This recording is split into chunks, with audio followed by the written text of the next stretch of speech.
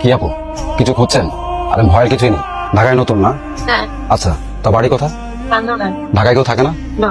আচ্ছা সমস্যা নেই, ঢাকায় প্রতিদিন অনেক মানুষ আসে, এসে আপনার মতন এই ঠিকানা খোঁজ করে, কেউ কেউ পায় আর কেউ হারিয়েও যায়। মানে? মানে কিছুই না, আপনি একদম ঠিক জায়গায় আসছেন। আপনার যে ঠিকানা লেখা আছে তার পাশেই আমার বাসা। আপনারটা হচ্ছে 2 নাম্বার গলিতে আর আমার 3 নাম্বার। চলেন আপনাকে আমি এগিয়ে দিয়ে আসি। ভাইয়া আমি চলে যেতে পারবো, আপনি আমাকে অ্যাড্রেসটা বলে দেন, আমি রিক্সা নিয়ে চলে যাই। ঢাকায় নতুন আসছেন তো তাই ঢাকার ভাব চক্কর এখনো কিছু বুঝতে পারছেন না। ঢাকা শহরে ফ্রিতে একটা গাছের পাতাও না। আর শোনেন আপু, ওই রিক্সা নিয়ে যাবেন বললেন না, যখন রিক্সাওয়ালা জানবে যে আপনি ঢাকা শহরে কিছুই চেনেন না তখন অযথায় আপনাকে ঘুরাবে। শোনেন আপু, এখান থেকে মাত্র 5 মিনিটের রাস্তা। চলেন তো, আমি আপনাকে দিয়ে আসছি, চলেন। এটা আপনার হোস্টেল। Thank you. আর এটা আমি কখন বললাম আমার টাকা লাগবে? আপনি এত কষ্ট করে আমাকে এখানে নিয়ে এলেন, টাকা নিবেন না? না, নিব না।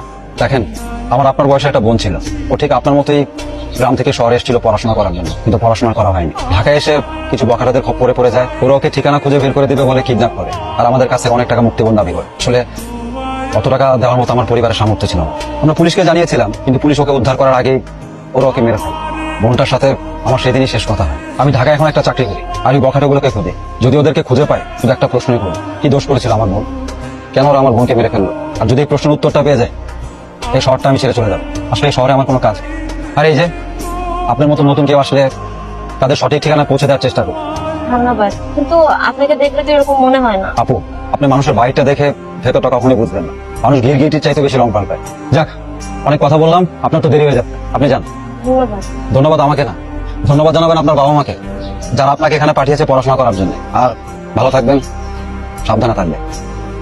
কে আপনি? আমি আপনাদের নতুন রুমমেট। মানে আর কেউ ছিল না? হ্যাঁ আতিয়া, দেখছোস ওস্তাদ সুপারভাইজার এটা কি করেছে? কি করছে মানে তুই দেখতেছস না কি করছে? কই দেখতেছিস না তো? মানে সিরিয়াসলি আমাদের সাথে নতুন রুমমেট এটা কাকে দিয়েছে? আমি ওনাকে বারবার বলেছিলাম একজন ভালো রুমমেট দিতে। আচ্ছা, ভালো না খারাপ সেটা কিভাবে বুঝলি? মানে তুই এখনো বুঝতেছিস না? চল এখনই হোস্টেল সুপারভাইজার রুমে যাবো। আমি করতেছি, আমি যেতে পারবো না। আর তোর সমস্যা হলে তুই যা, তুমি এখনো দাঁড়িয়ে আছো কেন? যাও, বেগে গিয়ে ব্যাপারটা গুছিয়ে নাও। আর তুমি যে ওটা দেখছো তখন হচ্ছে তোমার বেগ। এই সুপারভাইজার নামে আমি কমপ্লেইন করবো। আমাকে বলে কিনা আমার সমস্যা থাকলে আমি যেন বের হয়ে যাই। মানে নতুন একটা মেয়ের জন্য সে আমাকে অপমান করলো।